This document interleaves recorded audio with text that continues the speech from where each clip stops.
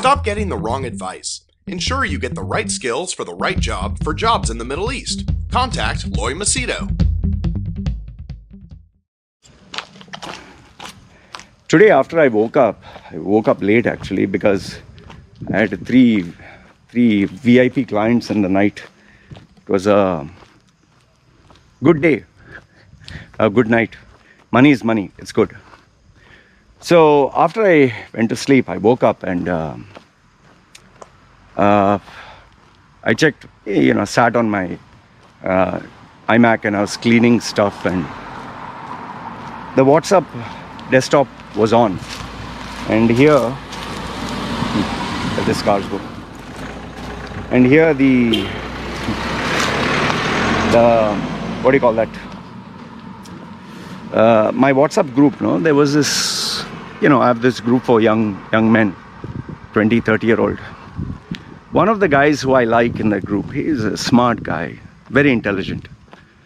So this guy, he posted some comments stating that he got into trouble with work because he showed up with a hangover, he showed up drunk. Now, had it been someone else, I would have given two fucks. But this is a boy who I was very impressed with. I kind of have a soft corner for him because he's intelligent. He's dumb, he's immature in his own ways, but he's a young man who has potential, creative guy. I'll not give you much details about him, but he's a nice boy. So he posted that he got into trouble in his workplace because he got drunk or something, and the employer was going to punish him. And as he was talking, his age groups where, they also talk bullshit.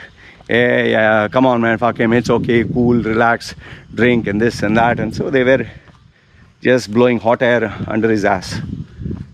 So I looked at it, I didn't like it. And then I posted a few words.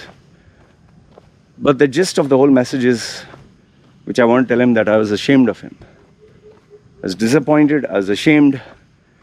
And if this is the way he goes, initially I had told him that I feel he has a very bright career, he has a very promising future.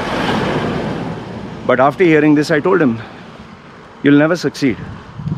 You will fail 100%. 100%. There's no doubt about it. So, and by him talking, I knew that, okay, as it is, he has a hangover, but I knew that he was also upset and hurt, and I know that he will be upset and hurt. So I wanted to address this youngsters and alcohol. And I also want to share in this video why I never touched alcohol, why I never touched cigarettes. Forget the drugs part. Why I never did that. And why, if you are young and you're thinking of getting into it, or you've already got into it, why you should not. Both smoking and drinking. I'll give you my stance on this. And my request to you is not for the case of views. My request is, if this video adds any value or has any substance, please share it with someone you care. I'm not saying share it with the whole world. Share it with someone you care who's talented, who's gifted, but who's either smoking or drinking. Okay? I'll give you first my example. Now I'm 44, 45, going to be 45. I've done a lot of shit in my life. The one habit which I had, and I guess now it's dead, was I was a playboy. I slept around every day. My target was to get a girl. The fun of convincing a new girl and getting romantic with her physical, that was my dream. I always fantasized of being like James Bond and having hot women. It was more a self-worth defense mechanism. I had low self-esteem. I didn't think I was worth anything. And when you have your friends and school days, when a guy gets a girl, oh fuck man, you got that girl, oh fuck man, go cool man, and this and so obviously the guy who has a girl is cool. So I was not part of any gangs. I never had friends. My parents never gave me money to show off in school. So what was the only way? Only way was just patao these girls, just win these girls. So I has to work very hard to get these girls. Those days, Salman Khan was very young, very young. Salman Khan, Amir Khan. We used to see some Hindi movies. So with whatever limited resources I had to see little bit of TV or whatever. Those days there was VCR, no internet. So I tried to look like Salman Khan. Yeah, you know, I was to actually stand in front of the mirror to look like this.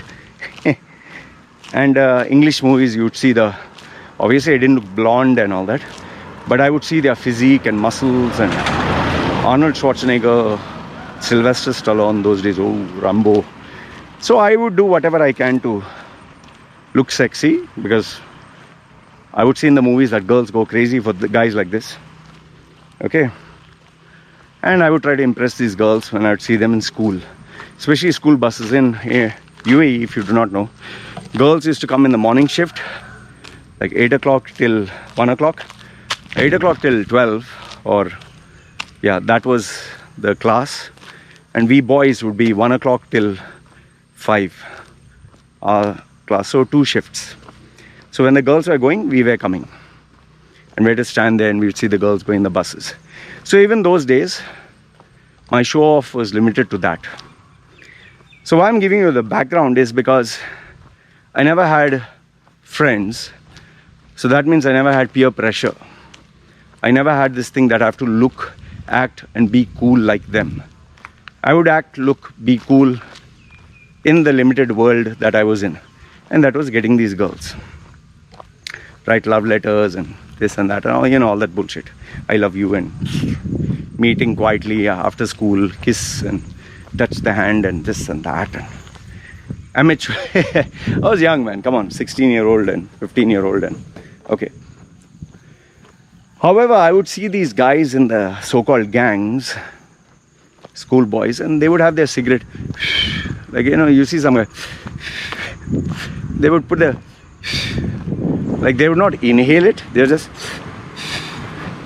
So I was like, ooh, wow, that looks cool. So I never knew how that cigarette would be. And those days, some of the shops didn't have this warning that you can go to an 18-year-old and take us, you know, sell to an 18-year-old. So I went, I got a cigarette packet, kept it hidden, didn't show my parents. It was not very expensive. So what I did was, when walking, it's so funny. When walking, this was not in school. During the summer holidays or something, I remember. This is my earliest recollection.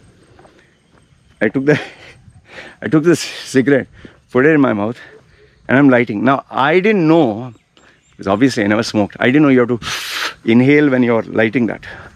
I was just lighting it, wondering, why is it not catching on fire? So then what I do, I took it out of my mouth and I lit it this way. You know, I just lit it. Okay. So I lit it in my hand and then I put it in my mouth. And what I was doing is,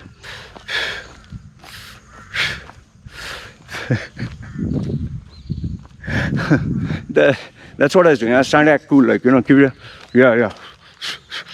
I was going this way. Until one guy, part of my school, hey man, how are you? And this and that. He's saying, oh, I didn't know you were smoking also. You got a fag, and he used to call it fags. Gave it to him. So he took it, he lit. And then he saw me what I was doing. He's like, what the fuck are you doing, man? I was smoking, what? He's saying, listen, you need to take the whole fucking thing in. Take it in, let it be there, and then blow it out. So I was like, oh, okay. I didn't know that, huh? So what I did is, I took it and I took a deep breath and I swallowed it. And you know what happens when you do that for the first time. Oh, fuck. I was coughing. I nearly got suffocated. It felt like, fuck, something.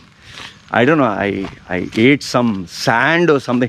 But I was nearly going to vomit. And like, what the fuck is it? And that guy was laughing. Hey, bro, listen.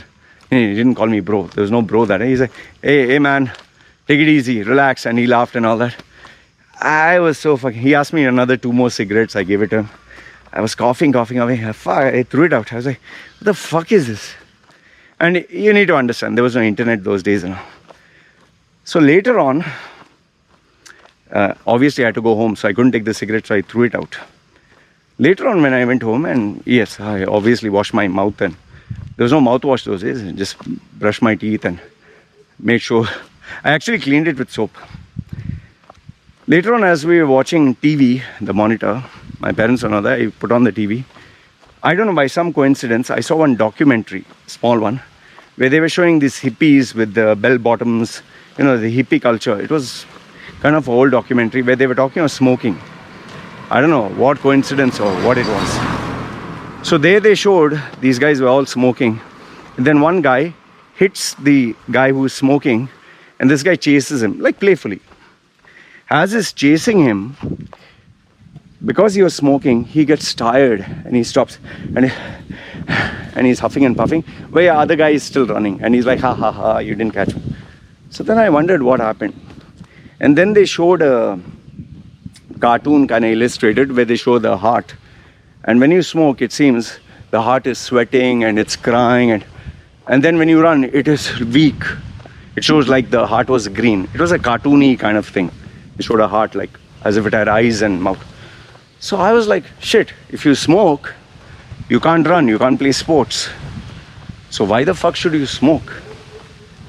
I was like, fuck this, I'm not smoking. I don't want to fucking smoke. Because, I like to play football and always wanted to be good at sports.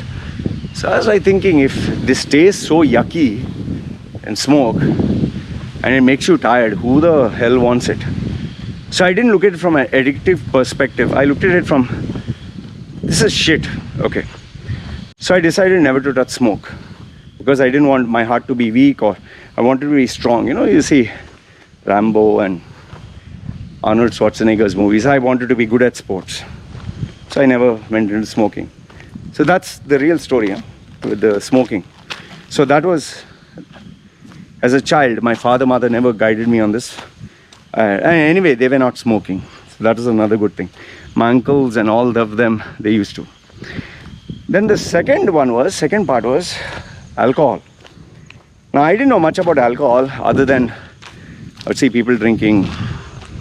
My parents used to drink before sleeping. I used to ask my parents why they drink. They would say it makes them feel sleepy.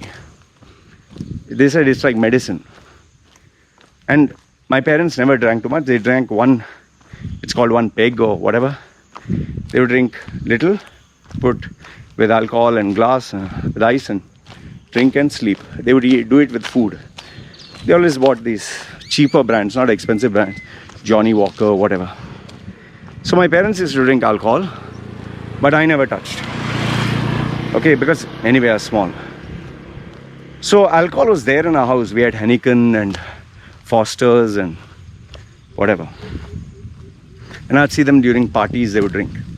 Now during Christmas, they would make us drink wine. Okay? That also port wine, Goan, So that time they would say, yeah, drink little.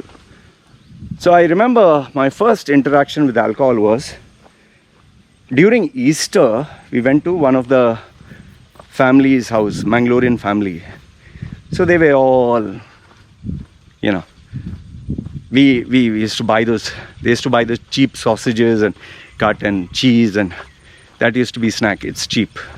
And each family would bring some food and they would all eat together.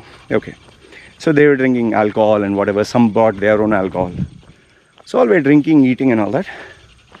Then my mother said, drink little wine, red. She put a little bit in a glass. Says, I don't want. Mother said, drink, it's okay, little. Today's Easter, you can drink. I don't know what is it with Christians, and on the day God is supposed to come into the world, instead of good things, they celebrate with alcohol. I guess it's a Roman thing or whatever. So, celebration with alcohol. It's like God is saying, drink. Let's all drink. Okay. So, gave me that red port wine, and I just drank it fast, because I knew its taste is not so great. I drank it, And maybe because my stomach was empty and I drank like so small. Suddenly the room started to turn. I was like, and my mother saw me. She's like, what happened? You're getting dizzy. I said, yeah, room is turning, mama, like this. She gave me then a little bit of rice or something to eat. And then the room stopped turning. There was a little alcohol and it hit me, I guess. And they were all laughing about it. Later on, playfully, they give you sometimes beer to drink and you can... I tasted it. Tastes shit. I was like, this doesn't even taste sweet. Why people drink it? Okay. I would see some young boys, little older than me, drink with their father a little bit of beer or whatever. But I used to wonder, shit, it tastes like piss. What the hell is this? Okay. So that was my first introduction to alcohol. However, as I started to grow bigger, obviously you meet people who drink and all that. And I was into DJing.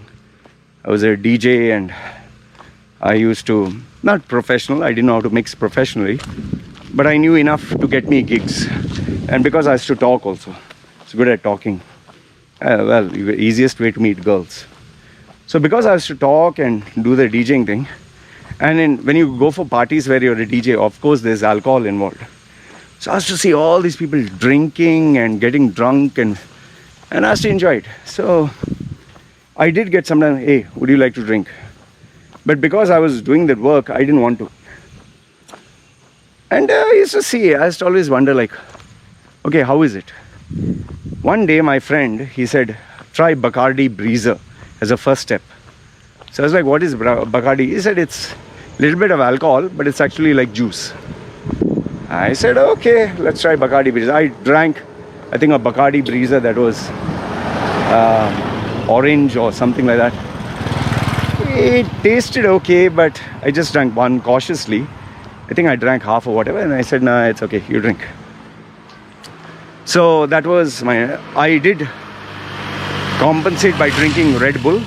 And trust me, Red Bull has to drink like, I've drank up to 18 cans in one DJing session, 18. So, and for kicks I has to drink caffeine. But I never drank alcohol. The only time where I really drank was once when I think this girl of mine who I was crazy about, she left me. This is an Indian girl, the earliest crush that I had. So I was upset. So he said, okay, he took me to a 5-star hotel. He was eating there. He said, okay, let's have brandy together. So brandy or rum, I'm not too sure. I think it's brandy because the glass is like a globe. It comes to your nose. So he said, drink brandy. And it was winter. So he said, this will warm you up. So I didn't know. Anyway, my friend and partner in DJing, he could drink 10-20 bottles. So I knew that if anything happened, he'll take care. So I said, are you sure? He said, just drink, relax, don't worry. So I drank that brandy, and after I drank, he told me to drink slowly. Okay, brandy. It felt really nice, man. It felt smooth and it felt warm. And I was like, wow, I was describing the feeling to him. He was laughing. And I really enjoyed it. I drank one. And no sooner I drank one, I told him, okay, I'll have one more. He said, are you sure? I said, yeah, just one more. Okay. I took another one. Again, I felt the same. It felt good. And then I was thinking like, let me have one more. And then he could read my mind. So he said, do you want one more? I thought to myself and I said, should I? And I asked him, should I? He said, see, listen, it's your first time. Don't drink. I said, okay, fine. So that was where I discovered, wow, this tastes nice. Okay. So that was my first introduction, getting alcohol in my system. Now, that thought was there back of my head, but I never thought about it. However, my friend and I were staying together away from our parents because we were DJing and this thing. He used to bring a lot of booze. And those days in the UAE, you had to go to a place like Al Quwain, a little bit far, and get alcohol for cheap. So he would bring like $1,000 worth of alcohol and keep it at home. And at night time he would drink. Now, I still didn't drink alcohol, nothing. But this guy, because of his drinking habit, he used to drink more, and he was working in a major multinational company. And it so happened that his girlfriend, whom he loved, broke off with him. And this is where I really saw the destructive power of alcohol. After his girlfriend left him, this guy was completely shattered. And this guy started to drink alcohol like crazy. Like initially, he used to always drink before sleeping. But now he was just drinking and drinking and drinking and drinking. And, before it would last him for a month. Now it would come to less than a week. And he would drive again. I would go with him and come back. And he started, buying alcohol like no one else's business.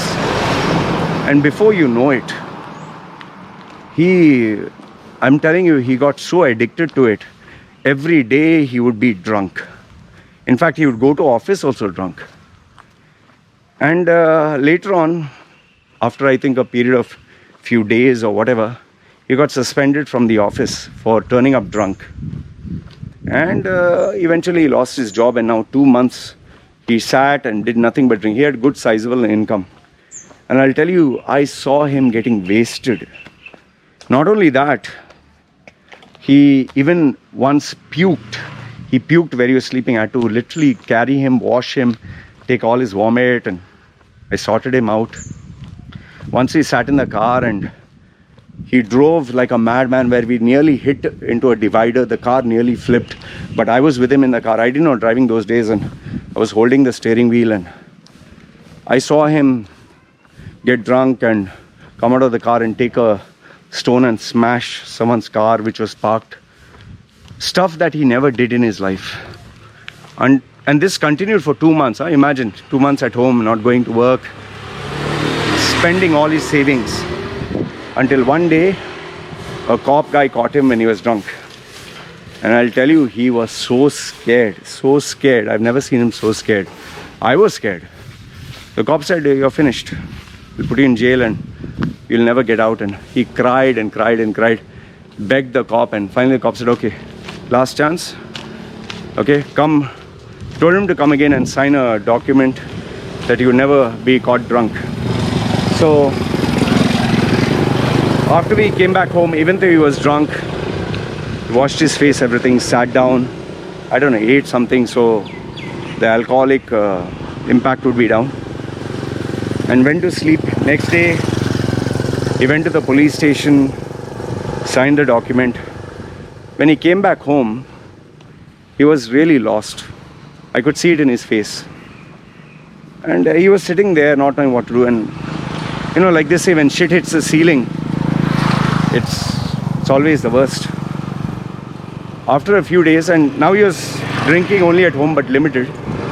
After a few days, he got a call again. And this time, you remember what I told you? He had taken a stone and smashed someone's car. Well, maybe there was cameras or something. So they zoned in on him and they called him. And had he been convicted, I could tell you his life would have been finished. Because a person whose car got damaged, they had launched an investigation to find out who it is. So I don't know, but I'm saying I feel the cop guy knew it was him. But he knew that he's a good guy. So he told him, if he catch this guy again, jailed for life. This guy, when he came home, he broke down and he cried and cried and cried. Because his girlfriend had left him, he had lost his job, he was wasted. He was hurting. Basically, he was hurting. Finally, I'll tell you, I know this might sound stupid, but he went for a holiday to Thailand. Went for a holiday to Thailand, and when he came back, he was very happy. Apparently, he got laid so many times that why am I dying for this one girl when so many hot girls were there? He enjoyed. But after he came back, I never touched his alcohol bottles. He didn't throw all of them, but now he reduced his alcohol intake. He reduced it drastically and finish. But given the fact that I saw him waste his life, given the fact that I saw how many years of his life got wasted into alcohol, it always was a visual reminder. Fuck. See, the guy lost his savings. The guy lost his job. The guy's business shut down. He ended up in a marriage he never wanted to be because of alcohol. And mind you, he was not getting pissed drunk. Well, when he shagged this girl, she made sure that he got pissed drunk, and ugly female made sure that he got drunk and got her pregnant. And on that blackmail, he got married. She came from the very poor family, but she made sure she trapped him. He ended up getting married to her, and today is miserable. Seriously miserable. They have a child, but complete failure, utter failure of his life, utter failure of his career, utter failure of his savings, utter failure of his talent.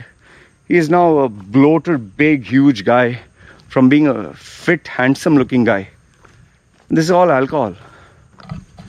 And I saw this slowly happening. And this was a reminder, fuck, I don't want to be in this shit.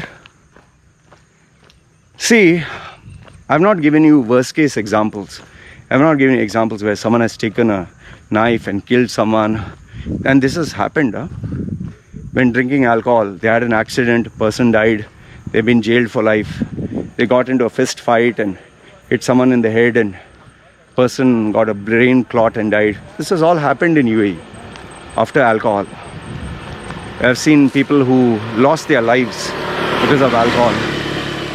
Now these are extreme cases. In other cases, you have seen people losing their job, people losing their relationship. In fact, the biggest poison of alcohol is it makes you lose control and makes you brave to do what is wrong. How do you think I got raped and molested? Because my relative used to drink alcohol. And after alcohol only he would do this horrible things to me. So I've seen the ugly side of alcohol. See, my question to you is simply this. When you know a substance makes you addicted, when you know that a substance has the power to eventually take hold of you, when you know that a substance makes you spend money for pleasure, for feeling good, which is not real, which is a fake fantasy. It's like you drink, you're in this feel-good world, and once it disappears, you're back to reality. Why get into it?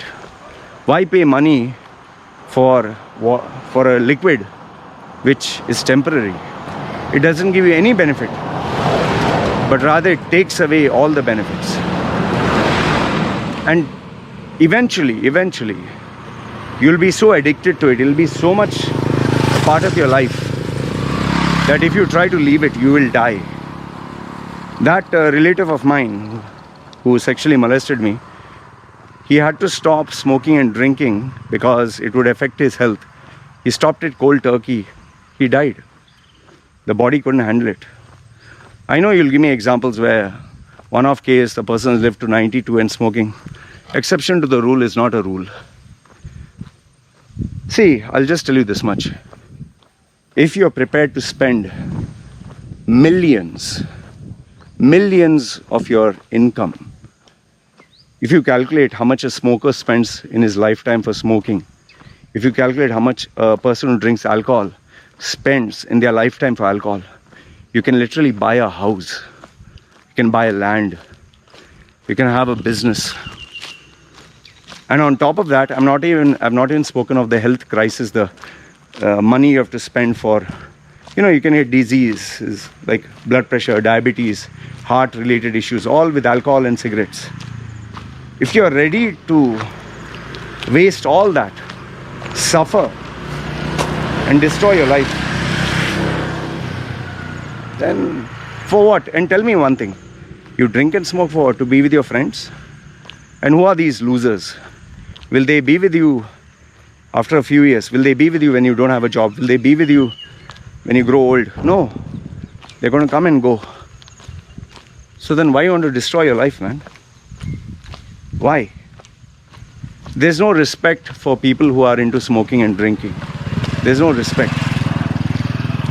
And I don't see anything good coming out of smoking and drinking. Yeah, there are these hippies who say ayahuasca and gives you a high.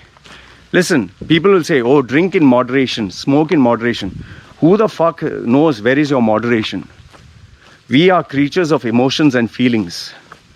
When do you know that you'll not lose control? It's not a question of can you control, it's a question of when will you lose control. And the day you lose control, it'll take over you. Until you have either paid the price for it or it's too late. So, today being 44, I've not touched alcohol. I'm doing fine. I don't need friends who drink alcohol. I don't want people who drink alcohol. I don't smoke. I don't drink. My wife doesn't smoke, wife doesn't drink. And I made a very strict policy. There will be no alcohol in the house, no cigarettes. And nobody who smokes and drinks comes to the house. Why should I spend this money on smoke and getting intoxicated temporarily? For what? Spend smooth and this and that. Better than that, save this money for something fun, enjoyable. So many things are there, right? So the next time anybody tells you, hey, come on man, smoke, drink, remember it's a one-way street. You can never get out of it. Check with people who have joined Alcoholics Anonymous. Check with people who have had accidents. Check with people who are addicted to it. Check with people whose health has been destroyed by it. The majority, 80% or 90%, they will tell you it's not good. And whoever tells you it's good, ask them, then why don't you put a cigarette in your baby's mouth? If a cigarette is harmless, put a cigarette in your child's mouth, right? Put alcohol in your child's mouth, right? Will you do that? You'll say no. No, this only when you're an adult. Because it's not right. It's not right. It harms the body. Let's not bullshit ourselves, man. At least have the decency, the integrity to call a spade a spade. My request to all the boys and girls who are smoking and drinking, please don't ruin your life, don't ruin your health, and don't invite a substance into your body which will make you make mistakes. It will make you make mistakes. And then there are some mistakes which cannot be reversible. You'll waste your time, you'll waste your life, you'll waste your money. And in the end, it's only you who has to blame. I request you, don't ruin your life. That's all I want to tell you.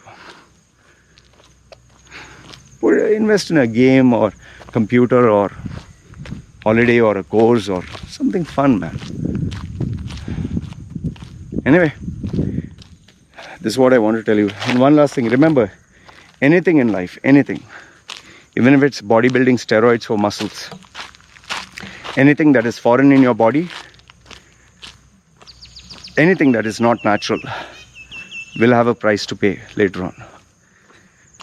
Talking to a guy who 16 years experimented and made his body as a guinea pig. Anyway, that's all I wanted to say. Let me know your thoughts. It's me signing off. You guys take care.